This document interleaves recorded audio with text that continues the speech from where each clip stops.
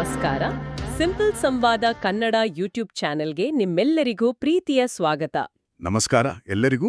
ನಮ್ಮ ವಿಶೇಷ ಸರಣಿ ನವದುರ್ಗ ನವಶಕ್ತಿ ವೈಭವದ ಮತ್ತೊಂದು ಸಂಚಿಕೆಗೆ ಸ್ವಾಗತ ಸುಸ್ವಾಗತ.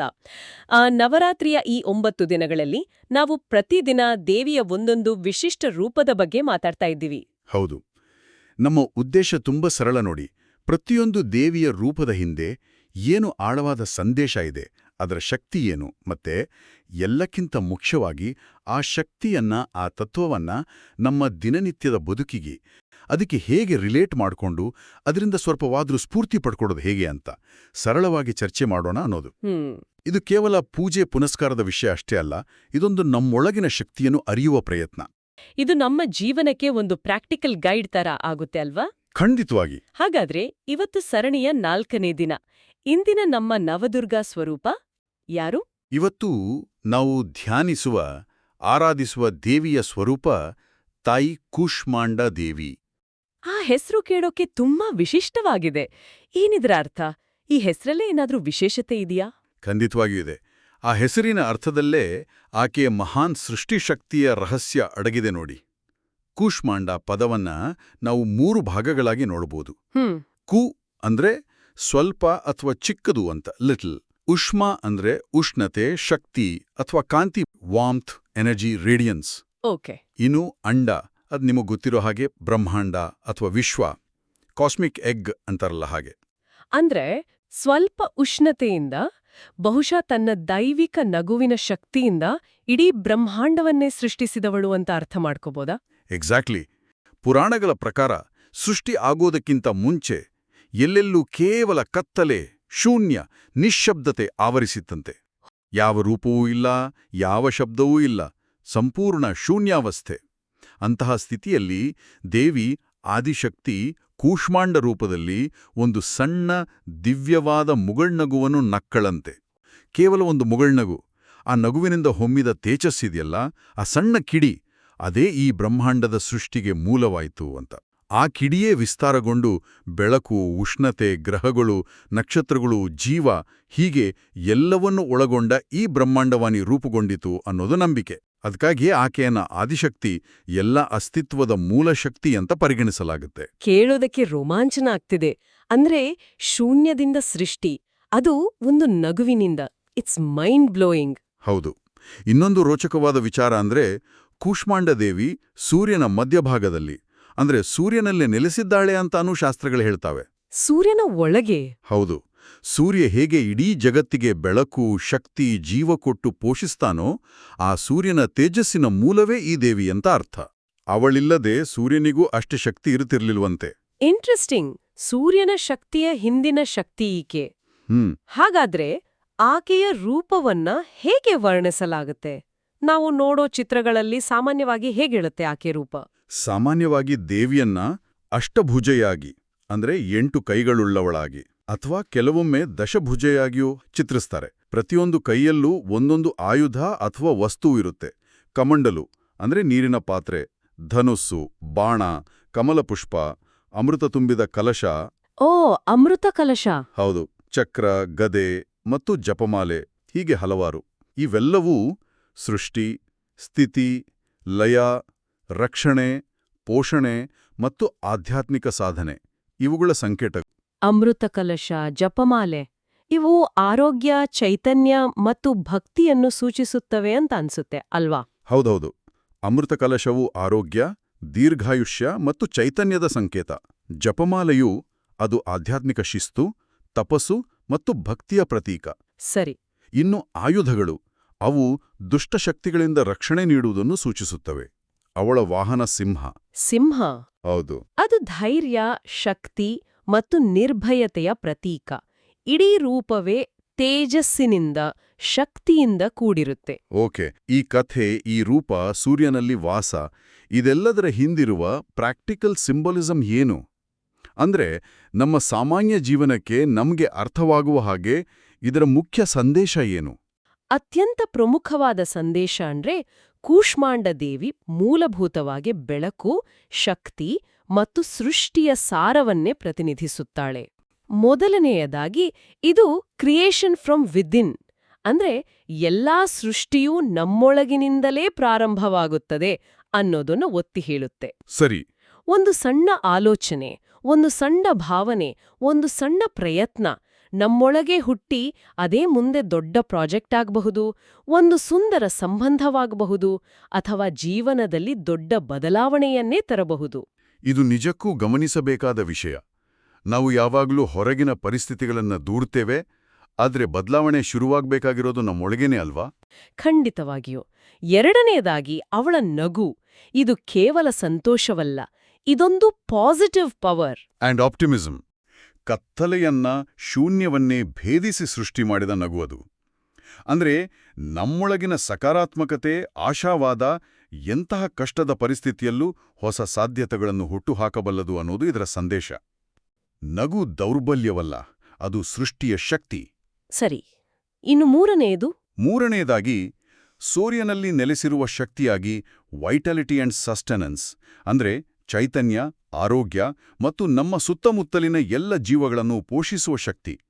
ನಮ್ಮ ಆರೋಗ್ಯ, ನಮ್ಮ ಶಕ್ತಿ ಕೂಡ ಅವಳ ಕೃಪೆಯೇ. ಹೌದು. ನಾಲ್ಕನೆಯದು ನರಿಷ್ಮೆಂಟ್ ಅಂಡ್ ಅಬಂಡೆನ್ಸ್. ತಾಯಿ ತನ್ನ ಭಕ್ತರಿಗೆ ಕೇವಲ ಭೌತಿಕ ಸಂಪತ್ತನ್ನಷ್ಟೇ ಅಲ್ಲ, ಆಂತರಿಕ ಶಕ್ತಿ, ಸಮೃದ್ಧಿ ಮತ್ತು ತೇಜಸ್ಸನ್ನು ಕರುಣಿಸುತ್ತಾಳೆ. ಒಟ್ಟಿನಲ್ಲಿ ಹೇಳೋದಾದ್ರೆ ಈ ರೂಪದ ಸಂದೇಶವನ್ನ ಒಂದು ಸರಳ ಸೂತ್ರದಲ್ಲಿ ಹಿಡಿದಿಡಬಹುದು. ಸಕಾರಾತ್ಮಕತೆ, ಪಾಸಿಟಿವಿಟಿ, ಪ್ಲಸ್ ಶಕ್ತಿ, ಎನರ್ಜಿ, ಪ್ಲಸ್ ಉದ್ದೇಶ ಅಥವಾ ಸಂಕಲ್ಪ, ಇಂಟೆನ್ಷನ್. ಇವು ಸೇರಿದರೆ ಸೃಷ್ಟಿ, creation. Positivity plus energy plus intention equals creation. ಹೌದು. ಹಾಗಾದ್ರೆ ಈ ಅದ್ಭುತವಾದ ಕೂಷ್ಮಾಂಡ ದೇವಿಯ ರೂಪದಿಂದ ನಾವು ಕಲಿಬೇಕಾದ ಮುಖ್ಯ ಪಾಠಗಳೇನು? What is this form teachers for our lives? ಹಲವಾರು ಅಮೂಲ್ಯವಾದ ಪಾಠಗಳಿವೆ. ಮೊದಲನೆಯದು ಮತ್ತು ಬಹುಶಃ ಅತ್ಯಂತ ಮುಖ್ಯವಾದದ್ದು ಸ್ಟಾರ್ಟ್ ಸ್ಮಾಲ್. ಸಣ್ಣದಾಗಿ ಪ್ರಾರಂಭಿಸಿ. Start small. ಹೌದು. ದೇವಿಯ ಒಂದು ಸಣ್ಣ ನಗು ಇಡೀ ಬ್ರಹ್ಮಾಂಡವನ್ನೇ ಸೃಷ್ಟಿಸಿತು ಅಂದ್ಮೇಲೆ ನಮ್ಮ ಜೀವನದಲ್ಲಿ ನಾವು ಮಾಡುವ ಸಣ್ಣ ಸಣ್ಣ ಸಕಾರಾತ್ಮಕ ಪ್ರಯತ್ನಗಳು, ಚಿಕ್ಕ ಚಿಕ್ಕ ಹೆಜ್ಜೆಗಳು ಕೂಡ ದೊಡ್ಡ ಬದಲಾವಣೆಗಳಿಗೆ, ಗಟ್ಟಿಯಾದ ಸಂಬಂಧಗಳಿಗೆ, ಜ್ಞಾನಾರ್ಜನೆಗೆ ಅಡಿಪಾಯ ಹಾಕಬಲ್ಲವು. ದೊಡ್ಡದನ್ನೇ ಸಾಧಿಸಬೇಕು ಅಂತ ಕಾಯುತ್ತಾ ಕೂರುವ ಬದಲು ಇಂದೇ ಒಂದು ಸಣ್ಣ ಹೆಜ್ಜೆ ಇಡಬೇಕು. ಹೌದು. ಎಷ್ಟೋ ಸಲ ಪರ್ಫೆಕ್ಟ್ ಮೂಮೆಂಟ್ಗಾಗಿ ಕಾಯುತ್ತಾ ನಾವು ಏನೂ ಶುರು ಮಾಡೋದೇ ಇಲ್ಲ. ಈ ಸ್ಟಾರ್ಟ್ ಸ್ಮಾಲ್ ಅನ್ನೋದು ಆ ಪ್ರೆಷರ್ ಕಡಿಮೆ ಮಾಡುತ್ತಲ್ವಾ? ಖಂಡಿತ. ಎರಡನೇ ಪಾಠ, ಕ್ಯಾರಿ ಜಾಯ್ ವಿದಿನ್ ಯು. ನಿಮ್ಮೊಳಗೆ ಸಂತೋಷವನ್ನು, ಆಂತರಿಕ ಪ್ರಕಾಶವನ್ನು ಕಾಪಾಡಿಕೊಳ್ಳಿ. ನಗು, ಸಕಾರಾತ್ಮಕತೆ ಕೇವಲ ಭಾವನೆಗಳಲ್ಲ, ಅವು ಶಕ್ತಿಗಳು. ಕಷ್ಟದ ಪರಿಸ್ಥಿತಿಯಲ್ಲೂ ಒಂದು ಸಣ್ಣ ನಗು ಅಥವಾ ಸಕಾರಾತ್ಮಕ ದೃಷ್ಟಿಕೋನವು ನಿಮ್ಮನ್ನು ಮತ್ತು ನಿಮ್ಮ ಸುತ್ತಲಿನವರನ್ನು ಮೋಟಿವೇಟ್ ಮಾಡಬಲ್ಲದು. It can light up a situation, create possibilities. ಇದನ್ನೇ ಆಟಿಟ್ಯೂಡ್ ಇಸ್ ಎವ್ರಿಥಿಂಗ್ ಅಂತಾರಲ್ಲ, ಬಹುಶಃ ಹಾಗೆ. ನಮ್ಮ ಒಳಗಿನ ಭಾವನೆ ಹೊರಗಿನ ಪರಿಸ್ಥಿತಿಯನ್ನು ನೋಡುವ ದೃಷ್ಟಿಯನ್ನೇ ಬದಲಾಯಿಸುತ್ತೆ. ಎಕ್ಸಾಕ್ಟ್ಲಿ. ಮೂರನೇ ಪಾಠ, ಎನರ್ಜಿ ಇಸ್ ಕಂಟೇಜಿಯಸ್. ಶಕ್ತಿ ಸಾಂಕ್ರಾಮಿಕ. ನೀವು ಉತ್ಸಾಹದಿಂದ ಪಾಸಿಟಿವ್ ಆಗಿದ್ರೆ ನಿಮ್ಮ ಸುತ್ತ ಇರುವವರು ಆ ಶಕ್ತಿಯಿಂದ ಪ್ರೇರಿತರಾಗ್ತಾರೆ, ಅಪ್ಲಿಫ್ಟ್ ಆಗ್ತಾರೆ. ಅದೇ ನೀವು ನೆಗೆಟಿವ್ ಆಗಿದ್ರೆ, ದೂರು ಹೇಳ್ತಾ ಇದ್ರೆ, ನಿಮ್ಮ ಸುತ್ತಲಿನವರ ಎನರ್ಜಿ ಕೂಡ ಡ್ರೈನ್ ಆಗುತ್ತೆ. ಇದನ್ನು ನಾವೆಲ್ಲರೂ ಎಕ್ಸ್ಪೀರಿಯನ್ಸ್ ಮಾಡಿರ್ತೀವಲ್ವಾ? ಹೌದು, ಖಂಡಿತ ಮಾಡಿರ್ತೀವಿ. So be mindful of the energy you radiate. Correct. ಅದಕ್ಕೆ ನಾವು ಜಾಗೃತರಾಗಿರಬೇಕು. ಇದು ವರ್ಕ್ ಪ್ಲೇಸಲ್ಲಿ, ಮನೆಯಲ್ಲಿ, ಎಲ್ಲ ಕಡೆನೂ ಸತ್ಯ. ನಾವು ನಮ್ಮ ಎನರ್ಜಿ ಬಗ್ಗೆ ಜವಾಬ್ದಾರರಾಗಿರ್ಬೇಕು. ಹೌದು. ಕೊನೆಯದಾಗಿ ಬಹಳ ಮುಖ್ಯವಾದ ಪಾಠ, creation is not just divine, it's human two. ಹೌದು, ಸೃಷ್ಟಿ ಎನ್ನುವುದು ಕೇವಲ ದೇವರ ಲೀಲೆಯಲ್ಲ, ಅದು ಮಾನವ ಸಹಜ ಕ್ರಿಯೆಯೂ ಹೌದು. ನಾವೆಲ್ಲರೂ ನಮ್ಮ ರೀತಿಯಲ್ಲಿ ಸೃಷ್ಟಿಕರ್ತರೆ. ನಾವು ಪ್ರತಿದಿನ ಹೊಸ ಐಡಿಯಾಸ್ ಸೃಷ್ಟಿಸುತ್ತೇವೆ, ಸಮಸ್ಯೆಗಳಿಗೆ ಪರಿಹಾರ ಕಂಡುಹಿಡಿತೀವಿ, ಕಲೆ, ಬರವಣಿಗೆ, ಅಡುಗೆ ಮಾಡುತ್ತೇವೆ, ಪ್ರೀತಿಯ ಸಂಬಂಧಗಳನ್ನು ಬೆಳೆಸುತ್ತೇವೆ. ಇವೆಲ್ಲವೂ ಸೃಷ್ಟಿಯೇ. ಕೂಷ್ಮಾಂಡ ದೇವಿಯಂತೆ ನಾವು ನಮ್ಮ ಜೀವನದ ಸೃಷ್ಟಿಕರ್ತರು. ಹಾಗಾದ್ರೆ ಈ ಎಲ್ಲ ಪಾಠಗಳ ಮೂಲ ಸಾರಾಂಶ ಏನು ಅಂದ್ರೆ, your inner energy dictates what you create outside. ನಮ್ಮ ಆಂತರಿಕ ಶಕ್ತಿ, ನಮ್ಮ ಒಳಗಿನ ಸ್ಥಿತಿ ಹೇಗಿರುತ್ತೋ ಅದೇ ನಮ್ಮ ಹೊರಗಿನ ಪ್ರಪಂಚವನ್ನು, ನಮ್ಮ ಅನುಭವಗಳನ್ನು ರೂಪಿಸುತ್ತೆ. ಸರಿನಾ ಹೇಳಿದ್ದು? Absolutely perfect. ನಮ್ಮ ಮನಸ್ಸಿನ ಸ್ಥಿತಿ, ನಮ್ಮ ಭಾವನೆಗಳು, ನಮ್ಮ ನಂಬಿಕೆಗಳು, ಇವೇ ನಮ್ಮ ವಾಸ್ತವವನ್ನು ಸೃಷ್ಟಿಸುವ ಬೀಜಗಳು. ಇದು ಕೇಳೋಕೆ ತುಂಬಾ ಚೆನ್ನಾಗಿದೆ, ಸ್ಫೂರ್ತಿದಾಯಕವಾಗಿದೆ. ಆದ್ರೆ ಇದನ್ನ ನಮ್ಮ ಡೈಲಿ ಲೈಫಲ್ಲಿ, ಆ ದಿನನಿತ್ಯದ ಜಂಜಾಟದಲ್ಲಿ ಹೇಗೆ ಗುರುತಿಸಬಹುದು? ಕೆಲವು ಪ್ರಾಕ್ಟಿಕಲ್ ಉದಾಹರಣೆಗಳ ಮೂಲಕ ವಿವರಿಸಬಹುದಾ? ಖಂಡಿತ. ಈಗ ನೋಡಿ, ಉದಾಹರಣೆಗೆ ಕೆಲಸದ ಸ್ಥಳದಲ್ಲಿ ಹತೆಕೊಳ್ಳೋಣ. ಓಕೆ. ಯಾವುದೋ ಪ್ರಾಜೆಕ್ಟ್ ಡೆಡ್ಲೈನ್ ಹತ್ತಿರ ಬಂದಿದೆ, ಎಲ್ಲರೂ ಟೆನ್ಷನ್ನಲ್ಲಿದ್ದಾರೆ, ಏನ್ ಮಾಡೋದು ಅಂತ ಗೊತ್ತಾಗದೆ ಪ್ಯಾನಿಕ್ ಆಗ್ತಾ ಇದ್ದಾರೆ. ಆ ಸಮಯದಲ್ಲಿ ನೀವು ಕೂಡ ಆತಂಕಕ್ಕೆ ಒಳಗಾಗುವ ಬದಲು ಒಂದು ಕ್ಷಣ ನಿಂತು, ಸರಿ, ಗಾಬರಿಯಾಗೋದು ಬೇಡ, ಇದನ್ನ ಸಣ್ಣ ಸಣ್ಣ ಸ್ಟೆಪ್ಸ್ ಆಗಿ ಬ್ರೇಕ್ ಡೌನ್ ಮಾಡೋಣ, let's focus on the first step, we can do this ಅಂತ ಹೇಳಿದ್ರೆ, ಆ ಕ್ಷಣದಲ್ಲಿ ನೀವು ಆ ಕತ್ತಲೆಯ ವಾತಾವರಣದಲ್ಲಿ ಒಂದು ಸಣ್ಣ ಬೆಳಕಿನ ಕಿಡಿಯನ್ನು ಹಚ್ಚಿದ ಹಾಗೆ. ಆ ಹತಾಶೆಯನ್ನ ಕ್ರಿಯಾಶೀಲತೆಯಾಗಿ ಆಕ್ಷನ್ ಪರಿವರ್ತಿಸುವ ಪ್ರಯತ್ನ ಇದೇ ಕೂಷ್ಮಾಂಡ ಶಕ್ತಿ ಅಂತ ಹೇಳಬಹುದು. ಆ ಒಂದು ಸಣ್ಣ ಪಾಸಿಟಿವ್ ಅಪ್ರೋಚ್ ಇಡೀ ಟೀಮ್ನ ಮೊರಾಲನ್ನೇ ಬದಲಾಯಿಸಬಹುದು. ಇನ್ನು ಪರ್ಸನಲ್ ಲೈಫಲ್ಲಿ, ವೈಯಕ್ತಿಕ ಜೀವನದಲ್ಲಿ ನೋಡಿ, ದೊಡ್ಡ ದೊಡ್ಡ ಉಡುಗೊರೆಗಳು, ಆಡಂಬರದ ಮಾತುಗಳಿಗಿಂತ ಸಣ್ಣ ಸಣ್ಣ ಜೆಸ್ಚರ್ಸ್, ಅಂದ್ರೆ ಚಿಕ್ಕ ಚಿಕ್ಕ ಪ್ರೀತಿಯ, ಕಾಳಜಿಯ ಕೆಲಸಗಳು ಸಂಬಂಧಗಳನ್ನ ಹೆಚ್ಚು ಗಟ್ಟಿಗೊಳಿಸುತ್ತವೆ. ಹೌದು. ಅಥವಾ ಯಾರಾದರೂ ತಮ್ಮ ಕಷ್ಟ ಹೇಳ್ಕೊಳ್ಳುವಾಗ ಡಿಸ್ಟ್ರಾಕ್ಷನ್ ಇಲ್ಲದೆ ಪೂರ್ತಿ ಗಮನ ಕೊಟ್ಟು ಕೇಳಿಸಿಕೊಳ್ಳುವುದು. ಈ ಸಣ್ಣ ಕಿಡಿಗಳು ಇದೆಯಲ್ಲ, ಇವು ಕುಟುಂಬದ ಬಂಧಗಳಲ್ಲಿ, ಸ್ನೇಹದಲ್ಲಿ ಪ್ರೀತಿಯನ್ನ ಸೃಷ್ಟಿಸ್ತವೆ. ಸೆಲ್ಫ್ ಗ್ರೋತ್ ಅಥವಾ ಸ್ವಯಂ ಅಭಿವೃದ್ಧಿಯ ದೃಷ್ಟಿಯಿಂದ ಹೇಗಿದ್ನ ನೋಡ್ಬೋದು? ಸ್ವಯಂ ಬೆಳವಣಿಗೆಗೆ ಇದು ಬಹಳ ಮುಖ್ಯ. ಎಲ್ಲಕ್ಕಿಂತ ಮೊದಲು ನಿಮ್ಮ ಆಂತರಿಕ ಶಕ್ತಿಯನ್ನ ಪೋಷಿಸ್ಕೊಳ್ಬೇಕು. Feed your inner energy first. ಯಾಕಂದ್ರೆ ಖಾಲಿ ಪಾತ್ರೆಯಿಂದ ಬೇರೆಯವರಿಗೆ ಕೊಡೋಕ್ ಆಗಲ್ಲ ನೋಡಿ. ಸರಿ. ಉದಾಹರಣೆಗೆ, ದಿನವನ್ನ ಪ್ರಾರಂಭಿಸುವಾಗ ಒಂದು 5-10 ನಿಮಿಷ ನಿಮಗಾಗಿ ಮೀಸಲಿಡಿ. ಅದು ಸ್ವಲ್ಪ ಹೊತ್ತು ಡೀಪ್ ಬ್ರೀಥಿಂಗ್ ಇರ್ಬೋದು, ಸೂರ್ಯನ ಬೆಳಕಲ್ಲಿ ಸುಮ್ಮನೆ ನಿಲ್ಲುವುದಿರ್ಬೋದು, ನಿಮಗಿಷ್ಟವಾದ ಸಂಗೀತ ಕೇಳುವುದಿರ್ಬೋದು, ಅಥವಾ ಕೃತಜ್ಞತಾ ಭಾವನೆಯನ್ನು ವ್ಯಕ್ತಪಡಿಸುವುದಿರಬಹುದು. ಈ ಸರಳ ಅಭ್ಯಾಸಗಳು ನಿಮ್ಮ ಒಳಗಿನ ಉಷ್ಮಾವನ್ನು, ಶಕ್ತಿಯನ್ನು ಹೆಚ್ಚಿಸುತ್ತವೆ, ದಿನವಿಡೀ ಸಕಾರಾತ್ಮಕವಾಗಿರಲು ಸಹಾಯ ಮಾಡುತ್ತವೆ. Like charging your inner battery before you start the day. Make sense. ಇನ್ನು ಇಮೋಷನಲಿ ಕಷ್ಟವಾದ ಸಮಯದಲ್ಲಿ, ದುಃಖ ಅಥವಾ ನಿರಾಶೆ ಇದ್ದಾಗ ಹೇಗೆ? ಭಾವನಾತ್ಮಕವಾಗಿ ಕಷ್ಟ ಬಂದಾಗ ಇದು ನೆನಪಿಡಲೇಬೇಕಾದ ಪಾಠ. ಜೀವನದಲ್ಲಿ ಕತ್ತಲೆ, ನೋವು ಸಹಜ. ಆದರೆ ಆ ಕತ್ತಲೆಯಲ್ಲಿ ಮುಳುಗಿ ಹೋಗುವ ಬದಲು ನೆನಪಿಡಿ, ಬೆಳಕಿನ ಕಿಡಿ ನಿಮ್ಮೊಳಗೇ ಇದೆ.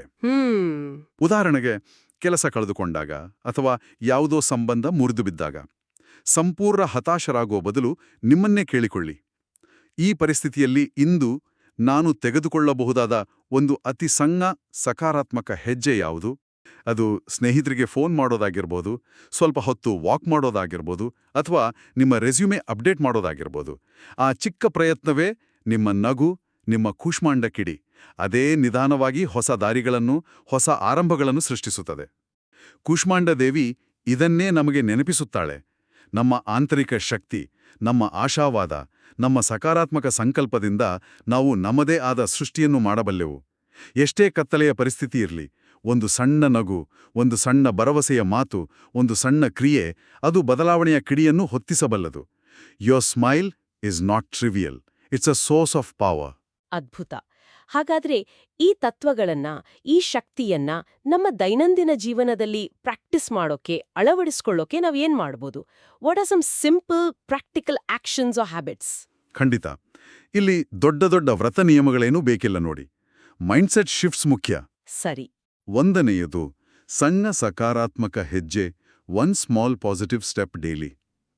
ಪ್ರತಿದಿನ ನಿಮ್ಗೆ ಸಾಧ್ಯವಾದಷ್ಟು ಒಂದು ಸಣ್ಣ ಸಕಾರಾತ್ಮಕ ಕೆಲಸ ಮಾಡಿ. ಅದು ಯಾರಿಗಾದರೂ ಒಂದು ಥ್ಯಾಂಕ್ಸ್ ಹೇಳೋದಾಗಿರಬಹುದು, ಕಸವನ್ನು ಸರಿಯಾದ ಜಾಗದಲ್ಲಿ ಹಾಕುವುದಾಗಿರಬಹುದು. Anything small and positive. ಎರಡನೆಯದು, ನಗುವಿನ ಶಕ್ತಿ, ಕಾನ್ಷಿಯಸ್ ಸ್ಮೈಲ್ ಪವರ್. ಕಷ್ಟದ ಸಂದರ್ಭದಲ್ಲೂ ಸಾಧ್ಯವಾದರೆ ಒಂದು ಸಣ್ಣ ನಗುವನ್ನು ಮುಖದಲ್ಲಿ ತಂದುಕೊಳ್ಳಲು ಪ್ರಯತ್ನಿಸಿ. ಇದು ನಿಮಗೆ ಮಾತ್ರವಲ್ಲ, ನಿಮ್ಮ ಸುತ್ತಲಿನವರ ಮೂಡನ್ನು ಬದಲಾಯಿಸಬಹುದು. ಇದೊಂದು ಕಾನ್ಷಿಯಸ್ ಚಾಯ್ಸ್. ಸರಿ. ಮೂರನೆಯದು, ಶಕ್ತಿ ನಿರ್ವಹಣೆ, ಎನರ್ಜಿ ಅವೇರ್ನೆಸ್. ನಿಮ್ಮ ಶಕ್ತಿಯನ್ನು ಯಾವುದು ಹೆಚ್ಚಿಸುತ್ತೆ? ಉದಾಹರಣೆಗೆ ಹವ್ಯಾಸ, ಪ್ರಕೃತಿ, ಒಳ್ಳೆಯ ಜನರ ಸಹವಾಸ, ವ್ಯಾಯಾಮ. ಮತ್ತು ಯಾವುದು ಕಡಿಮೆ ಮಾಡುತ್ತೆ? ಉದಾಹರಣೆಗೆ ಅನವಶ್ಯಕ ವಾದ, ನಕಾರಾತ್ಮಕ ಸುದ್ದಿ, ದೂರುವುದು ಎಂಬುದನ್ನು ಗಮನಿಸಿ. ಗಮನಿಸಬೇಕು. ಹೌದು. ನಿಮ್ಮ ಶಕ್ತಿಯನ್ನು ಹೆಚ್ಚಿಸುವ ಚಟುವಟಿಕೆಗಳಿಗೆ ದಿನದಲ್ಲಿ ಸ್ವಲ್ಪ ಸಮಯ ಮೀಸಲಿಡಿ. ಇವು ನಿಜಕ್ಕೂ ಪ್ರಾಕ್ಟಿಕಲ್ ಸಲಹೆಗಳು. ಚಿಕ್ಕದಾಗಿದ್ರೂ ಕನ್ಸಿಸ್ಟೆಂಟ್ಲಿ ಮಾಡಿದ್ರೆ ದೊಡ್ಡ ಪರಿಣಾಮ ಬೀರಬಹುದು. ಖಂಡಿತ, ಕನ್ಸಿಸ್ಟೆನ್ಸಿ ಇಸ್ ದ ಕೀ. ಅದೇ ಮುಖ್ಯ. ಈಗ ನಮ್ಮೆಲ್ಲ ವೀಕ್ಷಕರು ಸ್ವಲ್ಪ ಆತ್ಮಾವಲೋಕನ ಮಾಡ್ಕೊಳ್ಳುವ ಸಮಯ. We have a few self reflection questions for everyone today based on Kushmanda Devi's energy. ಮೊದಲನೇ ಪ್ರಶ್ನೆ, ನಿಮ್ಮ ಜೀವನದಲ್ಲಿ ಸದ್ಯಕ್ಕೆ ನೀವು ಸೃಷ್ಟಿಸಲು ಬಯಸುವ ಬೆಳಕಿನ ಕಿಡಿ ಯಾವುದು? What spark of light do you want to create in your life right now? ಅದೊಂದು ಪ್ರಾಜೆಕ್ಟ್ ಇರಬಹುದು, ಒಂದು ಹೊಸ ಅಭ್ಯಾಸ, ಒಂದು ಸಂಬಂಧವನ್ನು ಸರಿಪಡಿಸುವುದು, ಅಥವಾ ಕೇವಲ ಹೆಚ್ಚು ಆಂತರಿಕ ಶಾಂತಿ ಇರಬಹುದು. ಎರಡನೇ ಪ್ರಶ್ನೆ, ಕತ್ತಲೆ, ಕಷ್ಟ ಅಥವಾ ನಿರಾಶೆ ಎದುರಾದಾಗ ನಿಮ್ಮ ಒಳಗಿನ ಸಕಾರಾತ್ಮಕ ಶಕ್ತಿಯನ್ನು, ನಿಮ್ಮ ನಗುವನ್ನು, ನಿಮ್ಮ ಆಂತರಿಕ ಬೆಳಕನ್ನು ನೀವು ಹೇಗೆ ಹುಡುಕಿಕೊಳ್ಳಬಹುದು ಅಥವಾ ಆಕ್ಟಿವೇಟ್ ಮಾಡಿಕೊಳ್ಳಬಹುದು? How can you actively find or ignite your inner positive energy, your smile, when faced with darkness or challenges? ಮತ್ತು ಮೂರನೇ ಪ್ರಶ್ನೆ, ಇಂದು ನಿಮ್ಮ ಶಕ್ತಿಯಿಂದ, ನಿಮ್ಮ ಸಕಾರಾತ್ಮಕತೆಯಿಂದ ಇನ್ನೊಬ್ಬರ ದಿನವನ್ನು ಸ್ವಲ್ಪವಾದರೂ ಬೆಳಗಲಿಸಲು ನೀವು ಯಾವ ಒಂದು ಸಣ್ಣ ಕೆಲಸವನ್ನು ಮಾಡಬಹುದು? What one small action can you take today to brighten someone else's day with your energy? ಈ ಪ್ರಶ್ನೆಗಳ ಬಗ್ಗೆ ಸ್ವಲ್ಪ ಯೋಚಿಸಿ. ಬೇಕಾದರೆ ಪಾಸ್ ಮಾಡಿ ಯೋಚಿಸಬಹುದು ಅಥವಾ ದಿನದ ಕೊನೆಯಲ್ಲಿ ಇದರ ಬಗ್ಗೆ ಚಿಂತನೆ ಮಾಡಬಹುದು. ಉತ್ತರಗಳು ನಿಮ್ಮೊಳಗೇ ಇವೆ. ಕುಷ್ಮಾಂಡ ದೇವಿಯ ಸೃಷ್ಟಿಶಕ್ತಿ, ಆ ಬೆಳಕಿನ ಕಿಡಿ ನಮ್ಮೆಲ್ಲರಲ್ಲೂ ಇದೆ. ಅದನ್ನು ಗುರುತಿಸಿ, ಪೋಷಿಸಿ, ಬಳಸಿಕೊಳ್ಳುವುದಷ್ಟೇ ಮುಖ್ಯ. ಇವತ್ತಿನ ಈ ಚರ್ಚೆ ನಿಜಕ್ಕೂ ತುಂಬಾ ಇನ್ಸೈಟ್ಫುಲ್ ಆಗಿತ್ತು. ಕೂಷ್ಮಾಂಡ ದೇವಿಯ ಆಳವಾದ ಅರ್ಥ, ಸೃಷ್ಟಿಯ ಹಿಂದಿನ ಆ ನಗುವಿನ ಶಕ್ತಿ, ನಮ್ಮೊಳಗಿನ ಸಕಾರಾತ್ಮಕತೆಯ ಮಹತ್ವ ಎಲ್ಲವನ್ನೂ ಸರಳವಾಗಿ ಅರ್ಥ ಮಾಡಿಕೊಳ್ಳಲು ಸಹಾಯವಾಯಿತು. ಹೌದು. ಈ ಕಾರ್ಯಕ್ರಮವನ್ನು ವೀಕ್ಷಿಸಿದ್ದಕ್ಕಾಗಿ, ನಮ್ಮೊಂದಿಗೆ ಇಷ್ಟೊತ್ತು ಇದ್ದದ್ದಕ್ಕಾಗಿ ನಿಮ್ಮೆಲ್ಲರಿಗೂ ಹೃದಯಪೂರ್ವಕ ಧನ್ಯವಾದಗಳು. ನಿಮ್ಮೆಲ್ಲರಿಗೂ ಧನ್ಯವಾದಗಳು. ನಾಳೆ ನಮ್ಮ ನವದುರ್ಗ ನವಶಕ್ತಿ ವೈಭವ ಸರಣಿ ಮುಂದುವರಿಯುತ್ತೆ. 5ನೇ ದಿನದ ದೇವಿಯ ರೂಪ ಸ್ಕಂದಮಾತೆಯ ವಿಶೇಷತೆಗಳೊಂದಿಗೆ ನಿಮ್ಮ ಮುಂದೆ ಬರ್ತೇವೆ. ಅಲ್ಲಿಯವರೆಗೂ ಇವತ್ತು ನಾವು ಚರ್ಚಿಸಿದ ಕೂಷ್ಮಾಂಡ ತತ್ವದ ಬಗ್ಗೆ, ಆಂತರಿಕ ಶಕ್ತಿ, ಸಕಾರಾತ್ಮಕತೆ ಮತ್ತು ಸಣ್ಣದಾಗಿ ಪ್ರಾರಂಭಿಸುವ ಮಹತ್ವದ ಬಗ್ಗೆ ಯೋಚಿಸುತ್ತಾ ಇರಿ. ಹೌದು. ನಿಮಗೆ ಈ ಸಂವಾದ ಇಷ್ಟವಾಗಿದ್ರೆ ದಯವಿಟ್ಟು ಈ ವಿಡಿಯೋಗೆ ಒಂದು ಲೈಕ್ ಕೊಡಿ. ನಮ್ಮ ಸಿಂಪಲ್ ಸಂವಾದ ಕನ್ನಡ ಯೂಟ್ಯೂಬ್ ಚಾನೆಲ್ಗೆ ಸಬ್ಸ್ಕ್ರೈಬ್ ಆಗಿ. ಹಾಗೆಯೇ ನಿಮ್ಮ ಸ್ನೇಹಿತರು, ಕುಟುಂಬದವರೊಂದಿಗೆ ಖಂಡಿತ ಶೇರ್ ಮಾಡಿ. ನಿಮ್ಮ ಪ್ರೋತ್ಸಾಹವೇ ನಮಗೆ ಸ್ಫೂರ್ತಿ. ಮತ್ತೊಮ್ಮೆ ಎಲ್ಲರಿಗೂ ಧನ್ಯವಾದಗಳು. ನಾಳೆ ಭೇಟಿಯಾಗೋಣ. ನಮಸ್ಕಾರ. ನಮಸ್ಕಾರ.